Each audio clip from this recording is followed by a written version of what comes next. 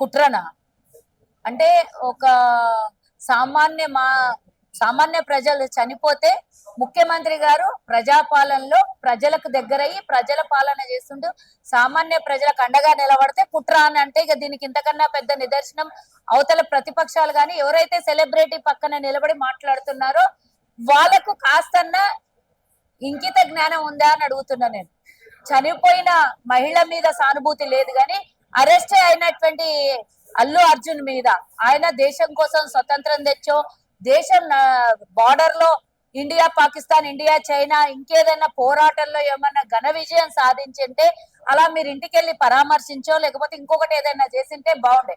ఆయన చేసినటువంటి తప్పిదం వల్ల ఈ రోజు ఆయన జైలుకు పోతే దాని మీద వెనకాల కుట్ర కుతంత్రాలు అంటే ఏ పని చేసినా ఇవి మాటలు తప్పించి వేరేది రాదా? కనీసం ఈ పక్కన తెలంగాణ 4.5 కోట్ల మంది ప్రజల పక్కన నిలబడి మాట్లాడితే మీకు తెలిసేది. కొంత ఒక 0.1% లేనటువంటి సెలబ్రిటీల సైడ్ నిలబడి మాట్లాడితే ఆ కోణమే కనబడుతుంది కదా మీకు. ఈ కోణంలోకి ఈ ప్రజా జీవితంలోకి ప్రజల మధ్యలోకి వచ్చి ప్రజలకు ఏ ఇబ్బందులు ఉన్నాయో తెలుసుకుంటే అది కనబడుతుంది. బాగా బలిసినోళ్ళు కేసీఆర్ కుటుంబము, అటు బీజేపీ, దేశాన్ని దోసుకున్న బీజేపీ ఉంది కాబట్టి వాళ్ళకు ఉన్నోళ్ళే కనబడతారు, లేనోళ్ళు ఎట్లా కనబడతారు? పురుగుల్లాగా కనబడతారు కాబట్టి ఇవన్నీ మాట్లాడతాడు. ప్రజాపాలనలో చట్టం ఎవరికి చుట్టం కాదు. ఎంతటి వాళ్ళకైనా తప్పు చేసిన వాళ్ళకి శిక్షకరులు అధికారం అధికారులు తన పని తను చేసుకొని పోతది అని నిరూపించిన ముఖ్యమంత్రిని వదిలేసి ముఖ్యమంత్రి కుట్ర, ముఖ్యమంత్రి పేరు తీసుకోలేదు కాబట్టి పగబట్టిండు. పగలు ప్రతీకారాలు కేసీఆర్ కి, కేటీఆర్ కి, బీజేపీ వాళ్ళకి తెలిసినంత ఇంకెవరికన్నా తెలుస్తాయా? రేవంత్ రెడ్డి బెడ్రూమ్ లో ఉంటే అరెస్ట్ చేసి తీసుకొని పోయినటువంటి కుతంత్రాలు పన్నినటువంటి పార్టీ ఈరోజు వచ్చి రేవంత్ రెడ్డి గారి గురించి మాట్లాడుతుంటే అసహ్యంగా ఉంది. దయ్యాలు వేదాలు వల్లించినట్టున్నది.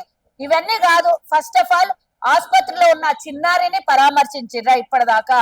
ఈ కేటీఆర్ గాని మాట్లాడుతున్న సోకాల్ లీడర్లు గాని ఆ కుటుంబాన్ని పరామర్శించిర్రా? ఆ కుటుంబానికి ఈరోజు ఒక తల్లిని కోల్పోయిన బిడ్డ మళ్ళీ తిరిగి రాదు తల్లి అని తెలుసుకున్నటువంటి చిన్నారి 5 ఏళ్ల పాప నిన్నెవరో ఇంటర్వ్యూకి వెళ్ళినప్పుడు ఆ చిన్న పాపను అడిగిండ్రు, మీ అమ్మ ఎక్కడుంది అంటే అమ్మ ఊరికి వెళ్ళిపోయింది ఇంకా రాదంట అని చెప్తున్నటువంటిది. కన్నీరు మున్నీరు అవుతున్నటువంటి ఆ ఒక్క మాటకు కనీసం స్పందన లేనటువంటి ఈ ప్రతిపక్ష సోకాల్ లీడర్లు గాని ఇంకెవరైనా సెలబ్రిటీ పక్కన నిలబడి మాట్లాడేటోళ్ళ గురించి నేను అడుగుతున్నా. ఆసుపత్రిలో చావు బతుకుల మధ్యలో పోరాడుతున్నటువంటి అల్లు అర్జున్ ఫ్యాన్ అయినటువంటి చిన్నారి ఈరోజు ఒక సినిమా చూడడానికి వచ్చిన పాపానికి ప్రాణాలు పణంగా పెట్టి చనిపోయినటువంటి కొడుకుని రక్షించి తల్లి చనిపోయినటువంటి విషయము అయినా ఏమైతుందో తెలియదు.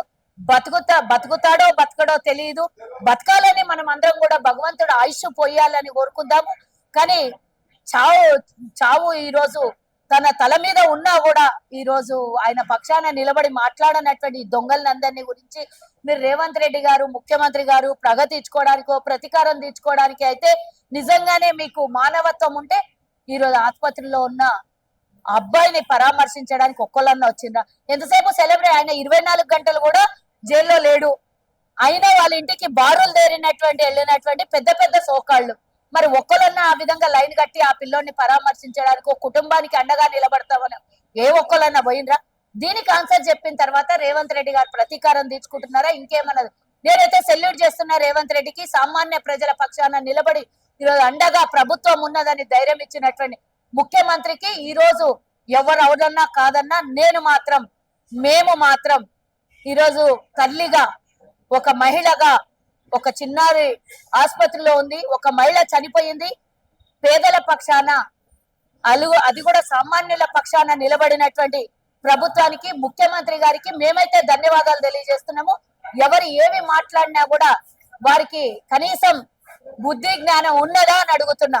గతంలో ఎంతో మంది సెలబ్రిటీలకి అరెస్టులు చేయడం చూసినాం మనం.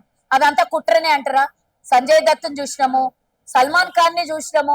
మరి తప్పులు చేసిన వాడికి శిక్ష తప్పదు అన్నప్పుడు ఈయనకి సినిమా చూసి వెళ్ళిపోవాలి, లేదా ఇంట్లో చూడాలి, లేదా వచ్చిన వాడి కుటుంబంతో సినిమా చూసి వెళ్ళిపోవాలి.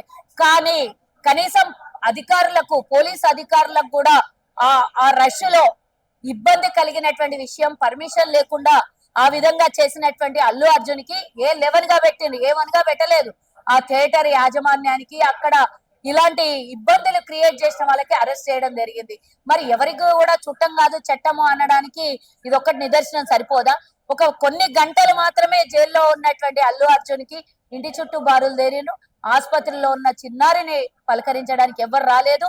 దాని గురించి ఆలోచించాలి తెలంగాణ ప్రజలు.